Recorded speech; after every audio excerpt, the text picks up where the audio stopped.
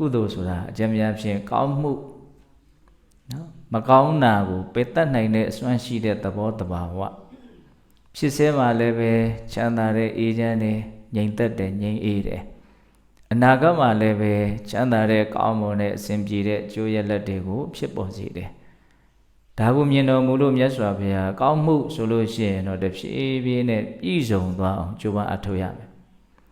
ချမ်းသာလိုကြတဲ့ပုဂ္ဂိုလ်တွေကောင်းမှုကိုပြည့်စုံအောင်ကြိုးစားရမယ်တော့ကောင်းမှုဆိုတာဘယ်လိုဟာမျိုးတော့အကျဉ်းများဖြင့်ရက်ထဲမှာအသုံးများတဲ့ဟောဝါဒလေးတွေကိုအသုံးပြုပြီးပြောရမယ်ဆိုရင်ဒါနကောင်းမှုသီလကောင်းမှုသမာဓိပညာဘာဝနာကောင်းမှုဟုတ်လားပေးတယ်မျှတယ်ဝေတယ်ဒါအလွန်ကောင်းတယ်ဟုတ်လားသူများကိုထိခိုက်အောင်မလုပ်ဘူးကိုယ့်ရဲ့ကာယကံမှုဝစီကံမှုကိုနော်လောဘဒေါသမောဟကိုအလိုလိုက်ပြီးတော့နော်တတ်သည်အထိမမှားဘူးခိုးသည်အထိမမှားဘူးဒါပါတော့သီလကောင်းမှုဟုတ်လားကိုယ့်ရဲ့စိတ်ကိုဘာဝနာတရားတစ်မျိုးမျိုးရဲ့အပေါ်မှာအထိုင်ချနိုင်အောင်ကြိုးစားလေ့ကျင့်ပြီးတော့စိတ်ကိုပင်ပန်းစေတဲ့ပူလောင်စေတဲ့နိဝရဏတရားတွေကင်းကွာအောင်ကြိုးစားရင်းဖြင့်နှစ်သက်မှုချမ်းသာမှုဖြင့်ငြိမ်သက်နေတဲ့သဘောကိုအဲ့ဒါတမာတိလို့ခေါ်တယ်။တမာတိမှာနှစ်သက်မှုချမ်းသာမှုနဲ့တကွာငြိမ်သက်တယ်။ဒါကဘုန်းကြီးကမြန်မာမှုလေးပြုတ်ပြီးတော့ပြောလိုက်တာ။ဘာဝနာတရားတစ်မျိုးမျိုးကိုကြိုးစားလို့ရှိရင်ပီတိဆိုတာဖြစ်တယ်။နှစ်သက်တယ်ပေါ့နော်။ဒုက္ခချမ်းသာမှုဆိုတာဖြစ်တယ်။ဧကဂတတည်ငြိမ်မှုဆိုတာဖြစ်တယ်ဟုတ်လားသူရှိမှဝိတ္တဝိစာရဒီအာယုံကိုကြံစီတဲ့ဆင်ញင်သုံးတတ်တယ်ဆိုတာပါသေးတယ်ဝိတ္တဝိစာရပီတိဒုက္ခဧကဂတဒါကိုဘယ်လိုခေါ်တော့ပထမဇန်ဟုတ်လားအဲ့ဒီပထမဇန်ဟာသူကဘာကိုခွာရှောင်တာတုံးလို့မေးရင်ကာမကိုခွာရှောင်အဲ့ဒီချိန်မှာကာမအတွေးမရှိဘူးဟုတ်လားအဲ့ဒါစိတ်ကိုပူလောင်ပင်ပန်းအောင်နှိပ်စက်မဲ့ကာမိသန္တာဗျာပါဒထိနာမိတ်တာဥရိစ္ဆကုက္ကုစဝိသိကိစ္စလို့ဆိုတဲ့နိဝရဏတရားတွေကအဲ့ဒီချိန်မှာကင်းကွာတယ်ဒါကြောင့်မလို့ဒီစိတ်ကလေးဟာအလိုလျောက်နှစ်သက်တယ်ချမ်းသာတယ်ငြိမ်သက်တယ်ဆိုတာဖြစ်လာတယ်ဒါကိုဘာလို့ခေါ်တော့တမာတိတဆင့်တက်ပြီးတော့ဘဝရဲ့အကြောင်းခန္ဓာရဲ့အကြောင်းယုတ်တေနံတွေရဲ့အကြောင်းတတိဥစီပြီးတော့အမှန်တိုင်းသိအောင်ကြိုးစားတယ်ဒါအမြဲတမ်းပြီးဆုံးလိုက်နေတဲ့သဘာဝပဲ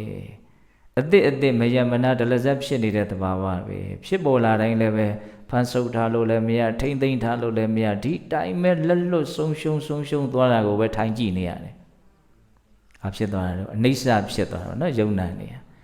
အဲ့ဒါကိုသိတယ်မြင်တယ်နားလည်တယ်ဆိုရင်ဒါဘာခေါ်တော့ပညာဟုတ်လားအဆင့်အမြင့်ဆုံးပညာကတော့ဘဝကိုဒုက္ခသစ္စာလို့ပိုင်းခြားသိတဲ့အဆင့်ပေါ့ဟောဆင်းရဲခြင်းမျှတာဖြစ်တယ်ဆင်းရဲပြီးဆင်းရဲဖြစ်နေတဲ့သဘောပဲလို့သိရင်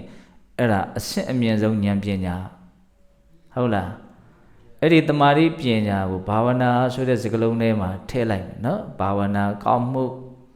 ဒါမနဲ့လင်းလာပြီဆိုတာနဲ့ငါကိုငါချမ်းသာအောင်ကောင်းမှုပြုရင်းဖြင့်ကြိုးပမ်းအထောက်ရမယ်ဝေနိုင်မျှနိုင်ရမယ်စောင့်စည်းနိုင်ရမယ်တည်ငြိမ်မှုနဲ့အမှန်သိမြင်နားလည်မှုရှိအောင်လဲကြိုးစားနိုင်ရမယ်ဒါနာသီလသမာဓိပညာဆိုတဲ့ဘာဝနာဘာကြောင့်မြတ်စွာဘုရားကောင်းမှုကိုဆောင်ရွက်ခိုင်းတာတုံးဆိုတာကိုကောင်းမှုရဲ့အကျိုးဆက်ချမ်းသာဒုက္ခဖြစ်တယ်ဆိုတာကိုနားလည်လိုက်တာနဲ့ဘုန်းကြီးတို့သဘောပေါက်သွားပြီ။အော်မြတ်စွာဘုရားကချမ်းသာစေခြင်းလို့ကောင်းမှုကိုပြုခိုင်းတာကိုလို့ဟောကျွတ်တို့သဘောပေါက်သွားတယ်။ဒါကြောင့်အင်္ဂုတ္တပါဠိတော်ထဲမှာမြတ်စွာဘုရားကမဟာဘိက္ခဝေပုံညံဘာယိဋ္ဌယတိတံဒုက္ခတေတံအဓိဝဆနံ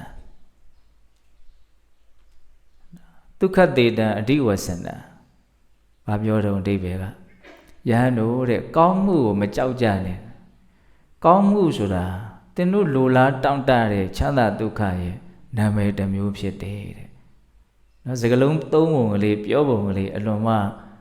နော်ကောင်းမွန်တယ်လို့ပြောရမယ်နော်ကောင်းမှုကိုမကြောက်ကြနဲ့ကောင်းမှုဆိုတာဘုန်းကြီးတို့တွေလိုလားတောင့်တနေတဲ့ချမ်းသာဒုက္ခရဲ့နောက်ထပ်နာမည်တစ်မျိုးတဲ့ဟုတ်လားချမ်းသာခြင်းဘာလို့ကြအောင်တော့ကောင်းမှုပြုကြရမယ်ကောင်းမှုနဲ့ချမ်းသာဒုက္ခတွေအကြောင်းအကျိုးသဘောသူကနော်မကောင်းမှုရှောင်